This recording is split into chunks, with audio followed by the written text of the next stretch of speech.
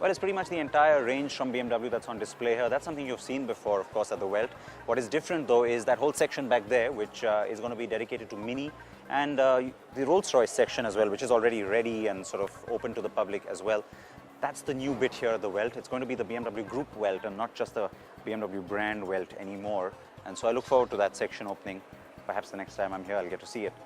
Here's an interesting car, finished off in what's a very unusual matte brown sort of a finish. They call it frozen bronze, and it is of course the all-new family member. It's the four-door coupe from the 6 Series range.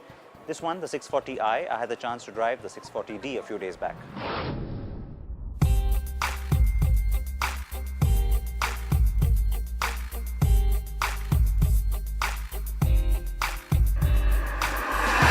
Nothing like any BMW in the past, and yet in keeping with what the Bavarian car maker has been trying to do, experiment.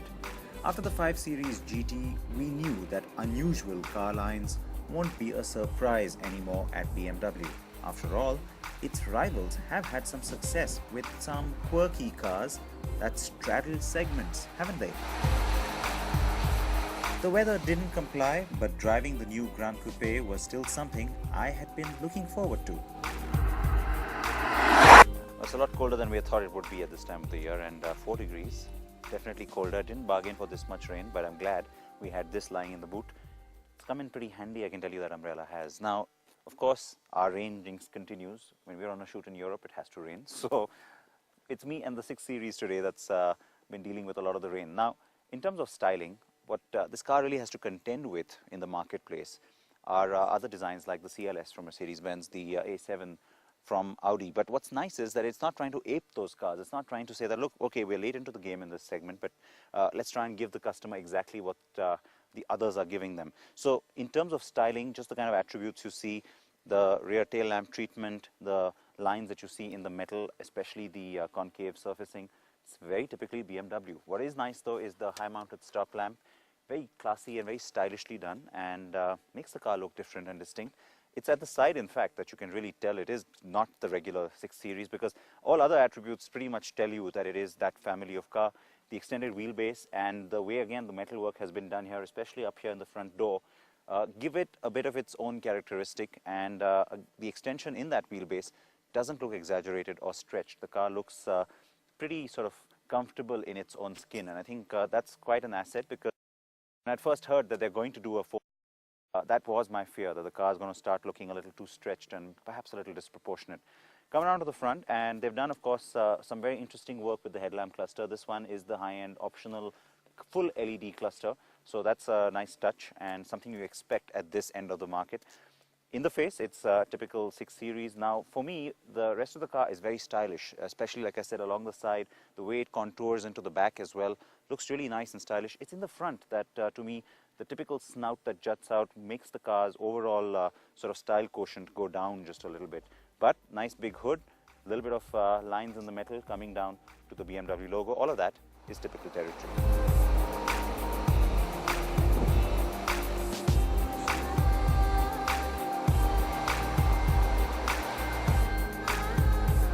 So it's good looking and it's kind of unique.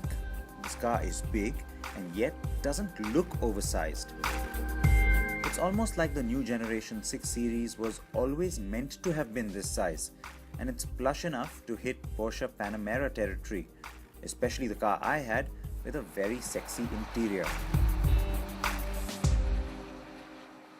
We've finally broken through the rain, got some sun, and I can show you that the door on this car, in fact all 4 doors are rimless, so a little bit sexy, a little bit of a design statement. Speaking of design statements, the interior of this particular car that I have with me today has gone through the BMW individual treatment. So you can see that there's lots of optional equipment in terms of colors and just the materials. It's a gorgeous cabin. There's Alcantara on the pillars and on the roof, and of course lots of very fancy, very high-end leather. There's use of white and tan, nice white stitching, and also white wood surfaces. So it's all really sort of individualized and personalized, and it looks really gorgeous.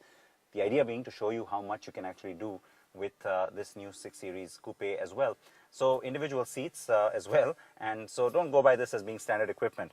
Speaking of equipment that is standard though, there is a whole lot going on in terms of safety. There's cameras, there's sensors, there's adaptive cruise control, everything that you can pretty much expect. Another piece of optional equipment though is the Bang & Olufsen music system, because that's not something you get standard, you have to pay extra for it. Very fancy, a little speaker that pops up there, and of course the rest of the sound system is pretty fancy as well. And finally, to round things off, you of course have this big screen which you're used to in terms of the iDrive function, but it's gotten a little bit bigger and it's a little freestanding, so it looks different and once again pretty high-end.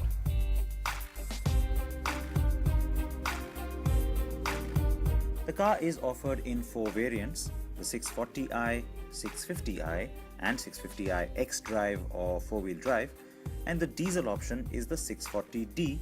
I of course had the latter, as you know. The specs almost belie the effortless performance of the car, but it is the 8-speed Tiptronic gearbox that I particularly enjoyed.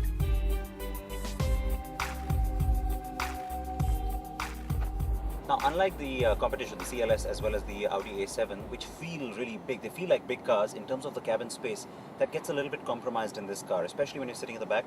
You don't really think that you're sitting in a nice, big, luxurious sedan. But the plus side of that is that it drives more like a sports car by comparison, because those cars, well, they feel like you're driving a sedan. They don't really feel that sporty or that dynamic when you compare it to this one, because this feels like you're sitting a little bit lower, a little bit snugger to the road. The overall response, the handling, just the way the car can be thrown around, a lot more fun, and I think that would be the USP. Not necessarily in markets like ours, but definitely here in Europe.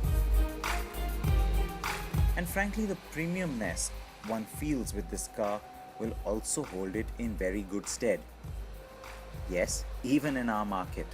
Of course, everything from active steering to adaptive dampers mean that, like the current 5 Series and cars thereafter, you can drive this car in different modes, like sport or comfort.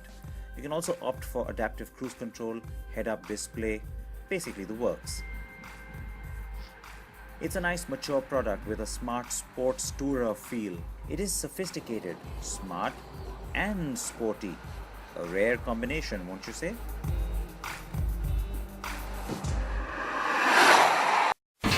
India's #1 news app just got even better. Download NDTV's new app. Fully optimized for retina display, full screen view, faster response time, and Sudoku. NDTV's new iPad app. Download now.